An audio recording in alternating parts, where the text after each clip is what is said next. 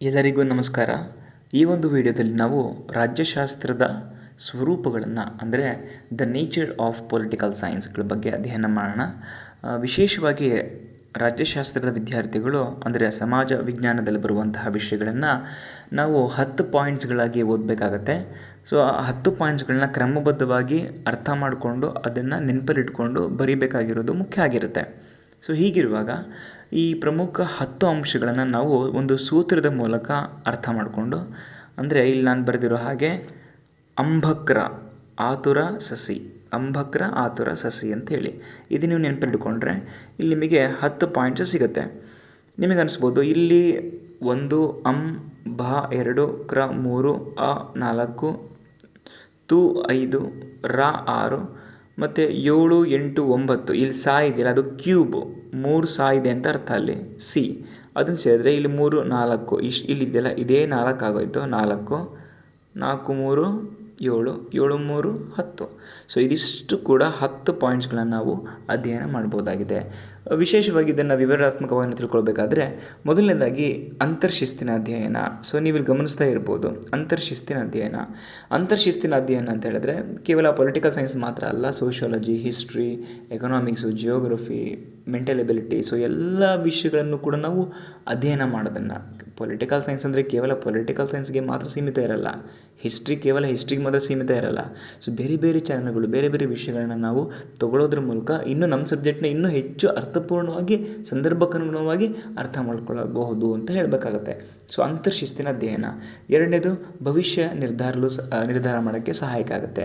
So ಭವಿಷ್ಯವನ್ನು ನಿರ್ಧರಿಸೋದು ಹೇಗೆ?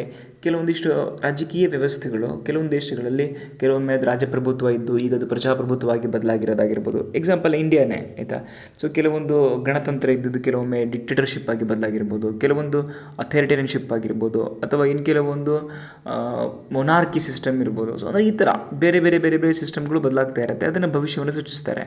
So for example ಈಗ ಇಂಡಿಯಾದಲ್ಲಿ ತೊಗೊಳ್ಳಿ, ಕೆಲವೊಂದು ಪಾರ್ಟಿಗಳು ಈಗ ನೀವೇ ಕೆಲವೊಬ್ಬರು ಜನಗಳು ಭವಿಷ್ಯ ನುಡಿತಾರೆ. ಅಂದರೆ ಫಾರ್ ಎಕ್ಸಾಂಪಲ್ ಹೇಗೆ ಈಗ ನೆಕ್ಸ್ಟ್ ಯಾವ ಪಾರ್ಟಿ ಅಧಿಕಾರದಲ್ಲಿ ಬರ್ಬೋದು, ಸಾರ್ವಜನಿಕ ಅಭಿಪ್ರಾಯವನ್ನು ರೂಪಿಸ್ಕೊಂಡು ಹೀಗೆ ಒಂದು ಪಾರ್ಟಿ ಅಧಿಕಾರದಲ್ಲಿದೆ, ನೆಕ್ಸ್ಟ್ ಈ ಪಾರ್ಟಿ ಬರ್ಬೋದು, ಆಮೇಲೆ ಈ ಪಾರ್ಟಿ ಬರ್ಬೋದು, ಇವ್ರ ಅಧಿಕಾರಕ್ಕೆ ಬರ್ಬೋದು. ಈ ಥರ ಒಂದು ಗೆಸ್ ಮಾಡ್ತಾರಲ್ಲ, ಸಮೀಕ್ಷೆ ಮಾಡೋದು, ಈ ಥರ ಗೆಸ್ ಮಾಡೋದು, ಪ್ರೆಡಿಕ್ಟ್ ಮಾಡೋದು ಇದೆಯಲ್ಲ, ಇದು ಭವಿಷ್ಯವನ್ನು ಸೂಚಿಸೋದ್ರಲ್ಲಿ ನಿರ್ಧಾರ ಮಾಡುತ್ತೆ ಅಂತ ಹೇಳ್ಬೋದು. ಸೊ ನೆಕ್ಸ್ಟ್ ಬರೋಣ ಕ್ರಮಬದ್ಧ ಅಧ್ಯಯನದ ಸಾಧ್ಯತೆ. ಕ್ರಮಬದ್ಧ ಅಧ್ಯಯನ ಅಂತ ಹೇಳಿದ್ರೆ ಸಿಸ್ಟಮ್ಯಾಟಿಕ್ ಸ್ಟಡಿ ಅಂತ ಹೇಳಿದ್ರೆ ಒಂದು ಸೈಂಟಿಫಿಕ್ಕಾಗಿ ಡಾಟಾಗಳನ್ನ ಕಲೆಕ್ಟ್ ಮಾಡೋದಾಗಿರ್ಬೋದು, ಅಥವಾ ಅದನ್ನು ಅನಲೈಸ್ ಮಾಡೋದಾಗಿರ್ಬೋದು, ಅಥವಾ ಅದನ್ನು ಮತ್ತೆ ಅನ್ವೇಷಣೆ ಮಾಡೋದು, ಮತ್ತು ಇನ್ನೋವೇಟಿವ್ ಆಗಿ ರಿಸರ್ಚ್ ಮಾಡೋದಾಗಿರ್ಬೋದು. ಸೊ ಇದೆಲ್ಲವೂ ಕೂಡ ನೈಸರ್ಗಿಕ ವಿಜ್ಞಾನದಲ್ಲಿದ್ದಂಗೆ, ನ್ಯಾಚುರಲ್ ಸೈನ್ಸಲ್ಲಿದ್ದಂಗೆ ಪೊಲಿಟಿಕಲ್ ಸೈನ್ಸ್ನಲ್ಲೂ ಬರುತ್ತೆ. ನೆಕ್ಸ್ಟ್ 4ನೇದು ಅಧಿಕಾರದ ಅಧ್ಯಯನ. ಸೊ ನಾವು ಯಾಕೆ ಸ್ಟೇಟ್ ಇವತ್ತು ಯಾಕೆ ಉಳ್ಕೊಂಡಿದೆ, ಪೊಲಿಟಿಕಲ್ ಸೈನ್ಸ್ ಇವತ್ತು ಯಾಕೆ ಉಳ್ಕೊಂಡಿದೆ ಅಂತ ಹೇಳಿದ್ರೆ ಇದು ಸ್ಟೇಟನ್ನು ಅಧ್ಯಯನ ಮಾಡುತ್ತೆ. ಸ್ಟೇಟ್ ಕೂಡ ಮೂಲ ವಸ್ತು ವಿಷಯ ಆಗಿದೆ ಪೊಲಿಟಿಕಲ್ ಸೈನ್ಸಲ್ಲಿ. ಸೊ ಸ್ಟೇಟ್ನ ಯಾಕೆ ಅಧ್ಯಯನ ಮಾಡಬೇಕು? ಯಾಕಂತ ಹೇಳಿದ್ರೆ ಸ್ಟೇಟಲ್ಲಿ ಪವರ್ ಇದೆ. ಎಂಥ ಪವರ್ ಇದೆ?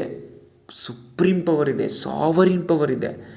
ಆ ಪವರ್ ಮೇಲೆ ಮತ್ತೊಂದೇನೂ ಇಲ್ಲ, ಅದೇ ಅಂತಿಮ. ಈಗ ನಮ್ಮ ಥಾಮಸ್ ಹಾಬ್ಸು ಲೆವಿಯಥನ್ ಗ್ರಂಥದಲ್ಲಿ ಹೇಳಿಲ್ವಾ?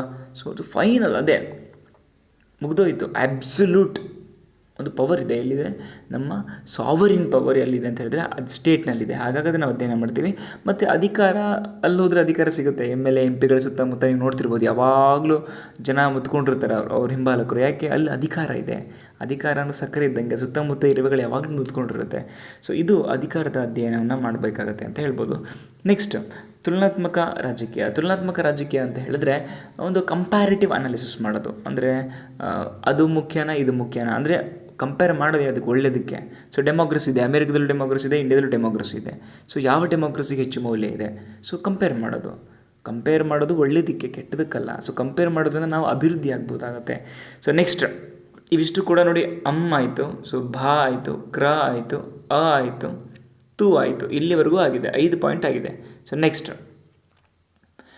ನೆಕ್ಸ್ಟ್ ಬರೋಣ ರಾಜಕೀಯ ನಡವಳಿಕೆ. ಸೊ ಪೊಲಿಟಿಕಲ್ ಬಿಹೇವಿಯರ್ ಅಂತ ಹೇಳಿದ್ರೆ ನೀವು ಗಮನಿಸ್ಬೋದು, ಒಂದು ಮತದಾನ ಮಾಡೋದಾಗಿರ್ಬೋದು, ಅಥವಾ ಸಾರ್ವಜನಿಕ ಅಭಿಪ್ರಾಯವನ್ನು ಸಂಗ್ರಹ ಮಾಡೋದಾಗಿರ್ಬೋದು, ಅಥವಾ ಇನ್ನೊಂದು ಏನಂತ ಹೇಳಿದ್ರೆ ರಾಜಕೀಯ ಗುಂಪುಗಳನ್ನ ಇದು ಮಾಡೋದಾಗಿರ್ಬೋದು, ಎಲ್ಲ ಕೂಡ ಪೊಲಿಟಿಕಲ್ ಬಿಹೇವಿಯರ್ ಅಂತ ಕರಿಬೋದಾಗುತ್ತೆ.